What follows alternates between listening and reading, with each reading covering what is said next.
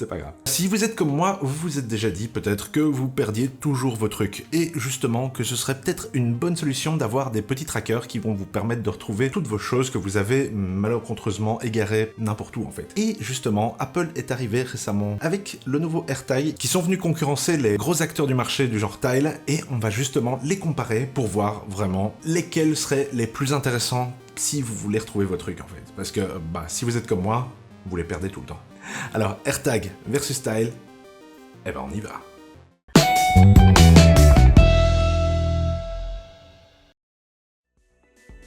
Alors comme d'habitude, on met dans la description ci-dessous les liens avec les prix et caractéristiques des différents produits qu'on vous cite dans la vidéo. Alors n'hésitez pas à y jeter un coup d'œil, les prix seront plus à jour et il y a parfois de bonnes promos. Profitez-en.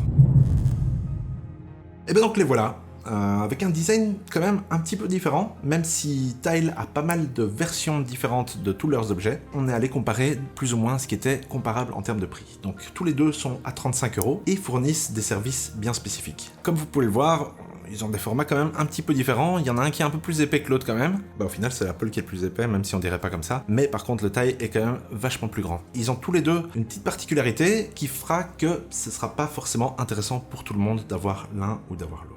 On va le découvrir déjà avec le look et le design.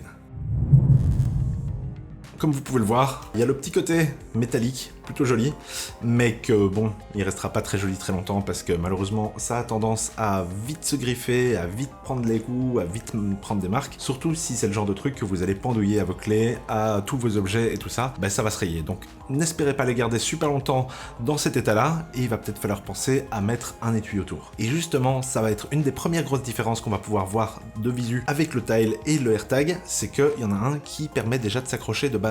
Alors que à son prix, de base, l'Apple AirTag, on peut pas en faire grand chose.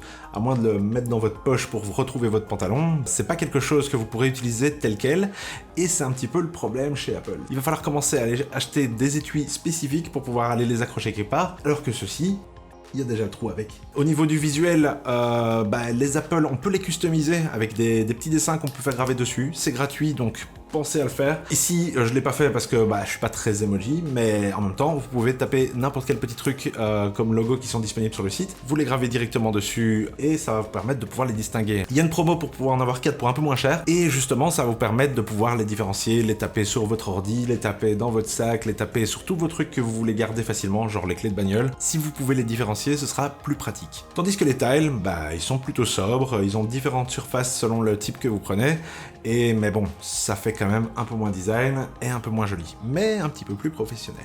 Alors maintenant, on va parler un petit peu des fonctionnalités. Alors voilà, justement, si vous voulez retrouver vos trucs, dites-vous que ça ou ça, c'est pas des capteurs GPS. Ils utilisent tous les deux des formes de Bluetooth pour pouvoir se retrouver à proximité. Alors il y a différents réseaux, que ce soit pour Tile ou pour les AirTags, pour pouvoir les retrouver.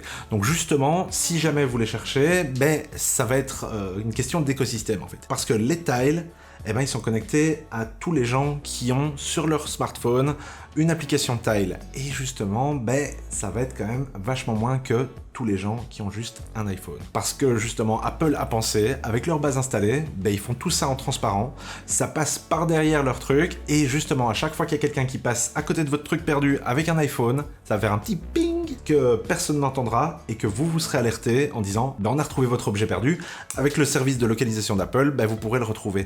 Et justement, si vous avez déjà utilisé le service pour pouvoir retrouver vos AirPods ou peu importe les produits d'Apple, c'est plutôt pratique parce que ça va pouvoir le situer directement, et à chaque fois qu'il y a quelqu'un qui passe avec un MacBook, avec un iPad, avec un iPhone, justement, il y en a quand même vachement plus que des gens qui ont juste les Tile et l'application Tile installée sur leur smartphone. Et c'est un petit peu là que la guerre va se faire, parce que selon l'endroit où vous êtes et la densité de personnes qui vont avoir l'application ou justement juste un smartphone Apple, il y en a un qui a une base installée de quasi 1 milliard, tandis que l'autre, ils sont peut-être maximum à 10 millions. Entre quasi 1 milliard d'appareils et 10 millions, et selon l'endroit où vous êtes, peut-être pas grand-chose, parce que c'est peut-être plus américano-centré et peut-être très centré sur les grandes villes, il y en a un qui peut être vraiment plus intéressant. Par contre, il y en a un qui fonctionne pas très bien si vous avez un Android. Dernière petite fonctionnalité qui est plutôt pas mal, c'est justement que les Tile, ils ont un petit bouton. Ça va permettre de pouvoir fonctionner dans les deux sens. Et justement, dans les deux sens, ça va permettre de...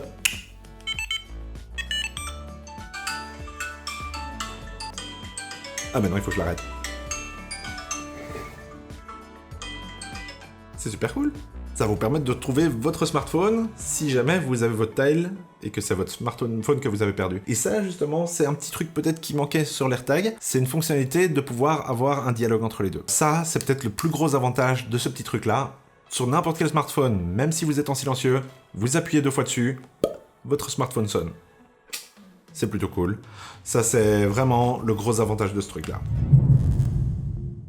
Et donc, les problèmes de compatibilité, c'est un petit peu ça dont on va parler. Parce que Apple étant Apple, bah ils font du Apple et qui est malheureusement compatible quasi que avec Apple. Si vous avez retrouvé un AirTag et que vous avez un Android, si vous avez une puce NFC dessus, donc les trucs avec lesquels vous pouvez faire des paiements sans contact, eh ben il suffit de l'approcher de votre smartphone et là, ça va vous renvoyer vers un site qui va vous permettre de prévenir la personne à qui ça appartient qu'on a retrouvé son objet perdu. Par contre, avec Tile, ici, ils sont directement compatibles avec Android, avec iOS et avec Windows aussi, si jamais vous installez l'application. Ça veut dire que la base potentielle est bien plus grande pour les Tile. Et justement, ça va faire leur intérêt pour tous les possesseurs d'Android, parce qu'en Europe, ben justement, Android, il y en a quand même vachement plus que les possesseurs d'Apple. Niveau compatibilité, ben ce petit truc-là, il est compatible avec tous les iPhones depuis, ben en fait, tous ceux qui sont avec la dernière version d'iOS permettent de pouvoir l'utiliser. Et justement, ça c'est plutôt pratique parce que la dernière version d'iOS, ben, elle est installable jusqu'à l'iPhone SE qui date quand même d'il y a 6-7 ans. Donc ça fait quand même pas mal d'appareils qui seront compatibles avec ce petit truc. Et justement, ici, ben, ça va être compatible qu'avec les gens qui ont installé l'application. Mais par contre, tout le monde peut installer l'application. C'est à vous de voir. Donc ici, ben, ça utilise le Bluetooth. Ici, ça utilise le Bluetooth. On va le découvrir dans la connectivité parce qu'il l'utilise de façon un petit peu différente. Justement, le Bluetooth.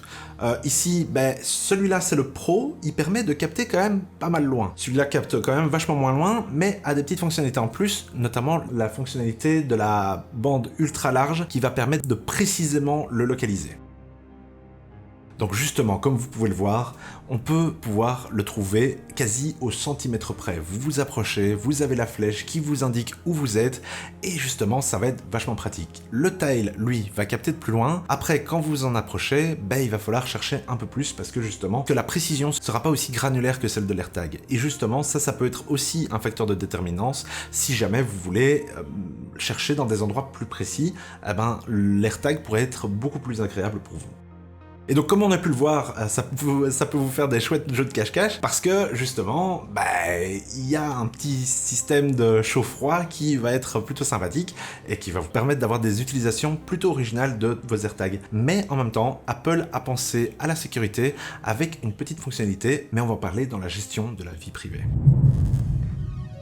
Apple étant Apple, ils ont décidé de miser ces dernières années tout sur la sécurisation de votre vie privée. Et justement, ils voulaient pas que ce petit truc-là soit un petit peu éthiquement, on va dire, questionnable. Parce que, bah, si vous voulez le mettre dans la poche de quelqu'un et le suivre, ce serait théoriquement faisable, même si c'est pas un tracker GPS, on le répète quand même, ça pourrait permettre que à chaque fois que la personne en question passe à côté d'un iPhone, ben vous savez plus ou moins où elle est. Et justement, Apple a décidé de mettre une petite sonnerie qui s'émet après 3 jours pour bien indiquer que cet objet est traqué. Et en même temps sur les iPhones de proximité pour dire que cet objet est perdu. Donc c'est pas quelque chose que vous devez utiliser pour pouvoir justement retrouver les gens, parce que ils ont prévu le coup. Et justement, ils ont décidé de faire ça 3 jours de base. C'est peut-être un peu long, ils vont ajuster ça au fur et à mesure pour accommoder un petit peu les peurs des gens qui n'ont pas envie vraiment de se faire traquer par les autres en glissant un petit truc qui est quasi la taille d'une pièce de 2 € quoi. Tandis que Tile, ils se sont pas trop posé la question.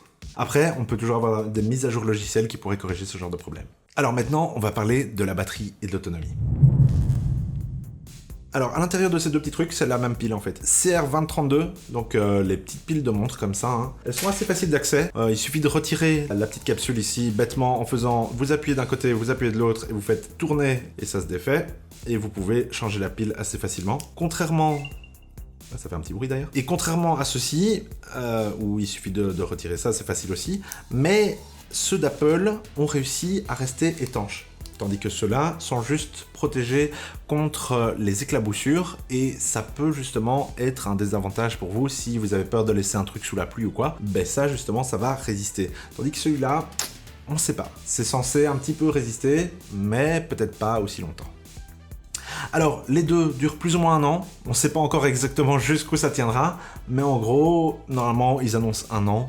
Il y aura peut-être un peu plus, un petit peu moins, selon comment vous l'utilisez, mais en même temps, ce sera déjà pas mal. Et donc, au final, ça va dépendre un petit peu de votre écosystème, comme d'habitude. Si vous êtes Apple, celui-là apporte pas mal de trucs, même s'il va falloir commencer à acheter des accessoires. Celui-là, vous achetez la boîte, vous avez tout avec, et vous pouvez même faire sonner votre smartphone. C'est pas mal aussi. C'est à vous de faire votre choix.